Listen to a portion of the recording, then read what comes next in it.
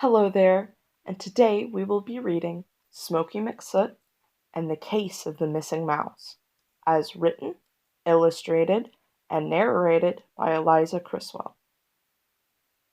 First, what do you notice about the cover? How does Smokey look like she feels? The sun of a new day lit up the room. The soft, gray cat let out a purr as she stretched and stepped out from her bed.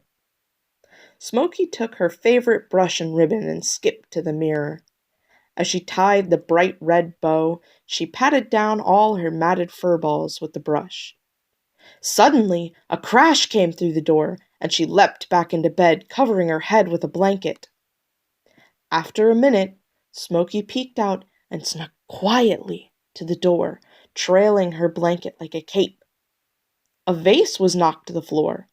Muddy paws covered the walls and even the front door. What do you think happened? But worst of all, her prized toy mouse was gone from the toy box. She stomped her paws, jumping up and down. How do you think Smokey feels right now? What do you do when you're angry? What a mess! This will take forever to clean, she hissed, grabbing her coat. The prints were even out in the hall. Her neighbor, Brownie, waved a hoof from the door. Did you take my mouse? The cat asked. I haven't seen a thing, dear, replied the horse. But I did hear quite a sound, like nothing else around. Thunder, loud, loud thunder.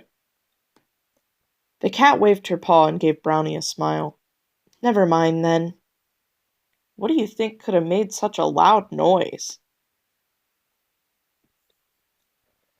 Smokey pranced down the city street, bumping into the old market owner. Sorry, Cluckers, she said. No matter, squawked the rooster, but I did hear quite the clatter. Is there something wrong? Have you seen my mouse? The cat asked. Not a peep, dear, but I did see a monster leave right out the window. Terrifying. Furry. The cat waved her paw and gave Cluckers a smile. Never mind, then. Do you think there was actually a monster in her house? Smokey had no luck yet, and the sun was coming down. She dragged her paws with a sad frown. In the park, she sat down with a sob. Leo dropped from a tree. Why so down? The lion said. It's gone! It's gone! It'll never be found, Smokey whined. Someone broke the house. Someone took my mouse. The lion paused. Are you sure? He asked. I checked the pot. I checked a lot.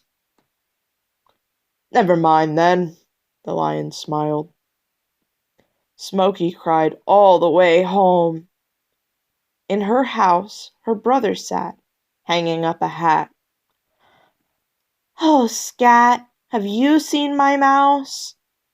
Nope, not an ounce, he said. But I had such an odd day. I broke a pot and lost my keys. Right out the window I had to flee. Never mind, then, she said. The cats cleaned the walls, the doors, the floors, and all their paws. As Smokey lifted the pot, she bounced around. There laid the keys to the door, and what do you think's under the pot? How does Smokey look like she feels about that? My mouse! My mouse! It never left the house! So what was that big noise at the beginning then? Thank you for listening. This has been Smokey McSoot and the Case of the Missing Mouse.